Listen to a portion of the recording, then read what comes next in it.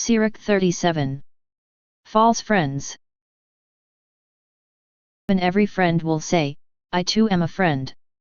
But some friends are friends only in name. Is it not a grief to the death, when a companion and friend turns to enmity? O evil imagination, why were you formed? To cover the land with deceit? Some companions rejoice in the happiness of a friend, but in time of trouble are against him. Some companions help a friend for their stomach's sake, and in the face of battle take up the shield. Do not forget a friend in your heart, and be not unmindful of him in your wealth. Caution in taking advice. Every counselor praises counsel, but some give counsel in their own interest.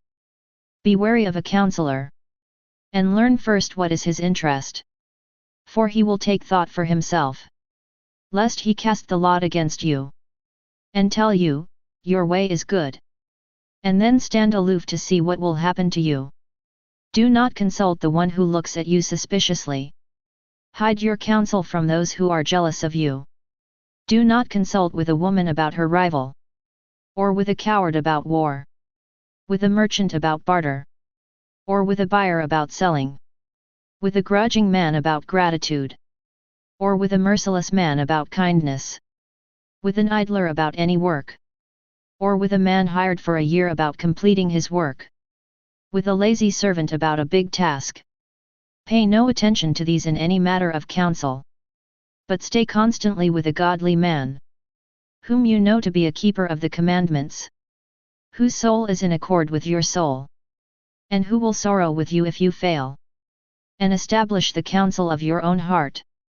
For no one is more faithful to you than it is. For a man's soul sometimes keeps him better informed than 7 watchmen sitting high on a watchtower. And besides all this, pray to the Most High, that he may direct your way in truth, true and false wisdom. Reason is the beginning of every work, and counsel precedes every undertaking. As a clue to changes of heart, 4 turns of fortune appear: good and evil, life and death, and it is the tongue that continually rules them. A man may be shrewd and the teacher of many, and yet be unprofitable to himself. A man skilled in words may be hated. He will be destitute of all food, for grace was not given him by the Lord, since he is lacking in all wisdom. A man may be wise to his own advantage, and the fruits of his understanding may be trustworthy on his lips. A wise man will instruct his own people, and the fruits of his understanding will be trustworthy. A wise man will have praise heaped upon him, and all who see him will call him happy. The life of a man is numbered by days, but the days of Israel are without number. He who is wise among his people will inherit confidence, and his name will live forever. Concerning moderation. My son, test your soul while you live. See what is bad for it and do not give it that. For not everything is good for everyone, and not every person enjoys everything. Do not have an insatiable appetite for any luxury, and do not give yourself up to food. For overeating brings sickness, and gluttony leads to nausea. Many have died of gluttony, but he who is careful to avoid it prolongs his life. Sirach 38. Concerning physicians and health. Honor the physician with the honor due him, according to your need of him. For the Lord created him. For healing comes from the Most High, and he will receive a gift from the King. The skill of the physician lifts up his head, and in the presence of great men he is admired. The Lord created medicines from the earth, and a sensible man will not despise them. Was not water made sweet with a tree, in order that his power might be known? And he gave skill to men, that he might be glorified in his marvelous works. By them he heals and takes away pain. The pharmacist makes of them a compound. His works will never be finished, and from him health is upon the face of the earth. My son, when you are sick do not be negligent, but pray to the Lord, and he will heal you. Give up your faults and direct your hands aright, and cleanse your heart from all sin. Offer a sweet-smelling sacrifice, and a memorial portion of fine flour. And pour oil on your offering, as much as you can afford. And give the physician his place, for the Lord created him. Let him not leave you, for there is need of him. There is a time when success lies in the hands of physicians. For they too will pray to the Lord, that he should grant them success in diagnosis and in healing, for the sake of preserving life. He who sins before his Maker, may he fall into the care of a physician. On mourning for the dead. My son, let your tears fall for the dead. And as one who is suffering grievously begin the lament. Lay out his body with the honor due him. And do not neglect his burial. Let your weeping be bitter and your wailing fervent. Observe the mourning according to his merit. For 1 day, or 2, to avoid criticism. Then be comforted for your sorrow. For sorrow results in death. And sorrow of heart saps one's strength. In calamity sorrow continues. And the life of the poor man weighs down his heart. Do not give your heart to sorrow. Drive it away, remembering the end of life.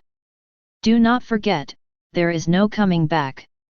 You do the dead no good, and you injure yourself. Remember my doom, for yours is like it. Yesterday it was mine, and today it is yours.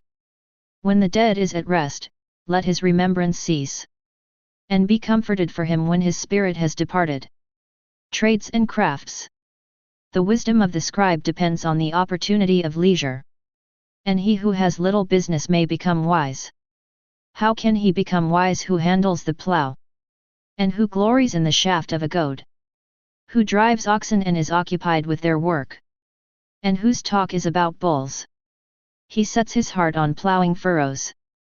And he is careful about fodder for the heifers.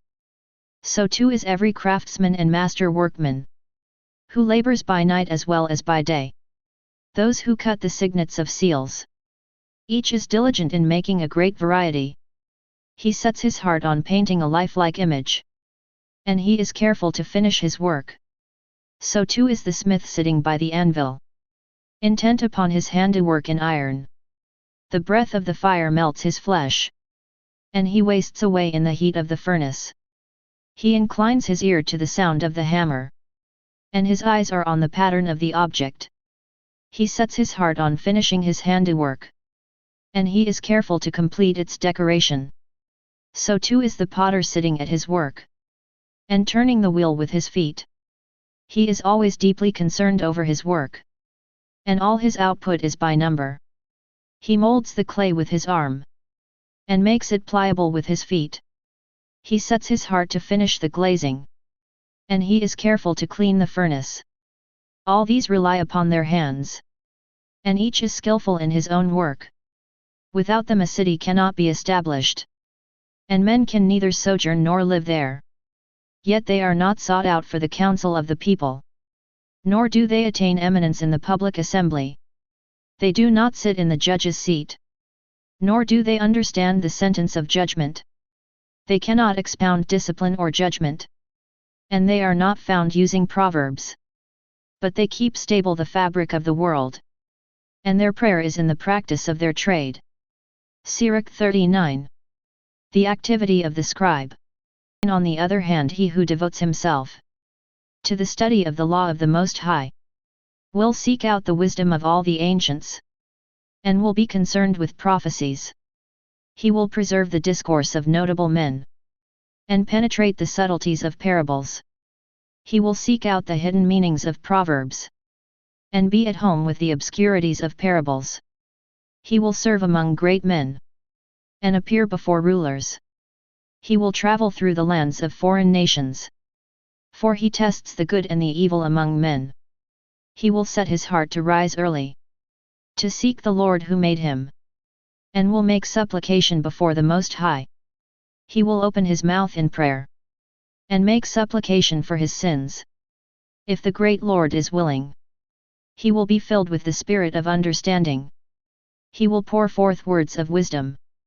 And give thanks to the Lord in prayer. He will direct his counsel and knowledge aright. And meditate on his secrets. He will reveal instruction in his teaching. And will glory in the law of the Lord's covenant. Many will praise his understanding, and it will never be blotted out. His memory will not disappear, and his name will live through all generations.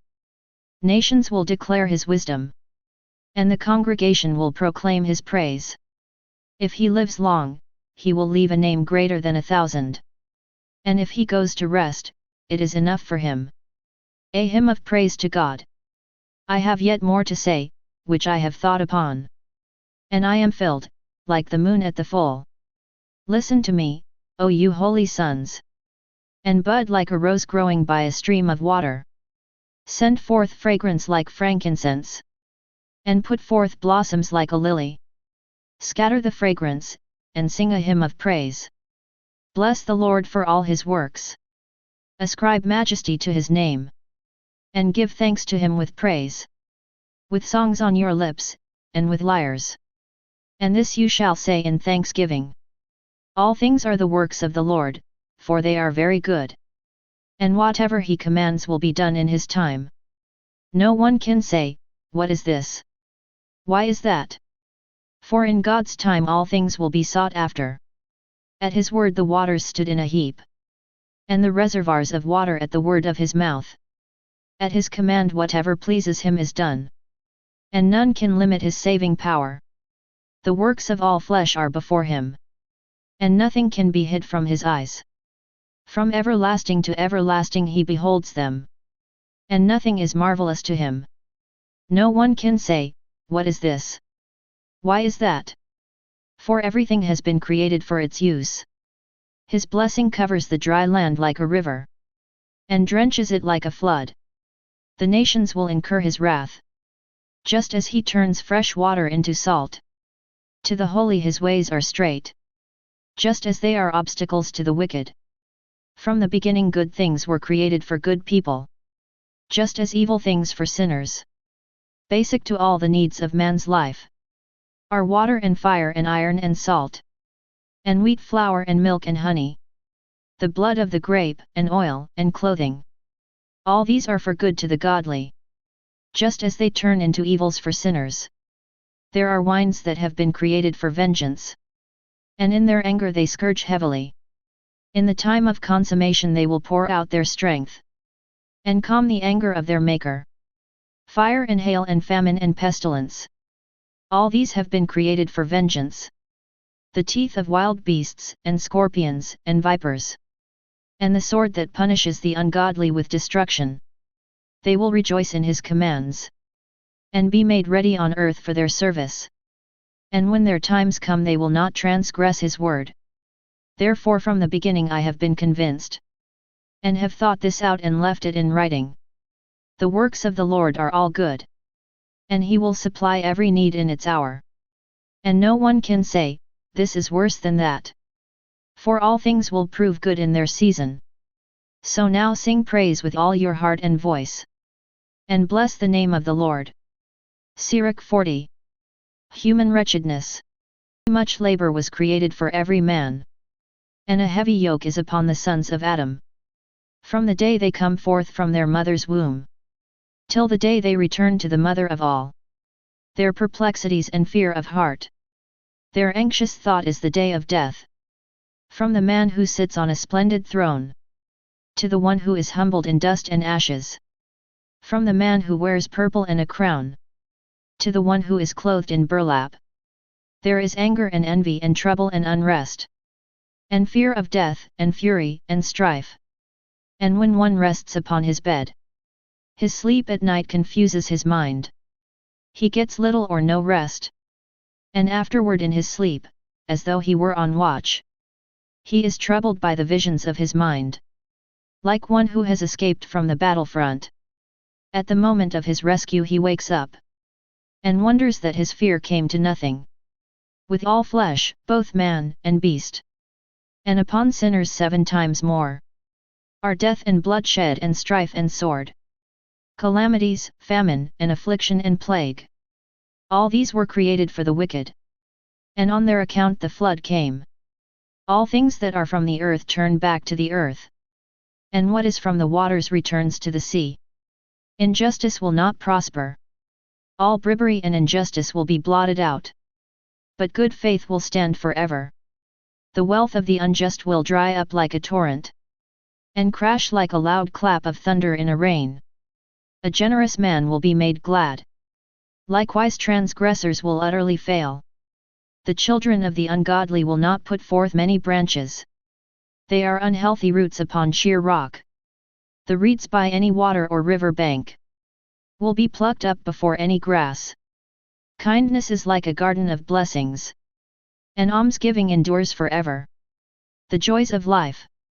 Life is sweet for the self-reliant and the worker, but he who finds treasure is better off than both.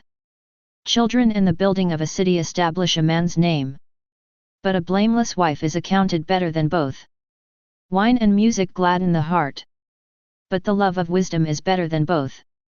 The flute and the harp make pleasant melody, but a pleasant voice is better than both. The eye desires grace and beauty, but the green shoots of grain more than both. A friend or a companion never meets one amiss, but a wife with her husband is better than both. Brothers in help are for a time of trouble, but almsgiving rescues better than both. Gold and silver make the foot stand sure, but good counsel is esteemed more than both. Riches and strength lift up the heart, but the fear of the Lord is better than both. There is no loss in the fear of the Lord, and with it there is no need to seek for help. The fear of the Lord is like a garden of blessing, and covers a man better than any glory. The disgrace of begging. My son, do not lead the life of a beggar.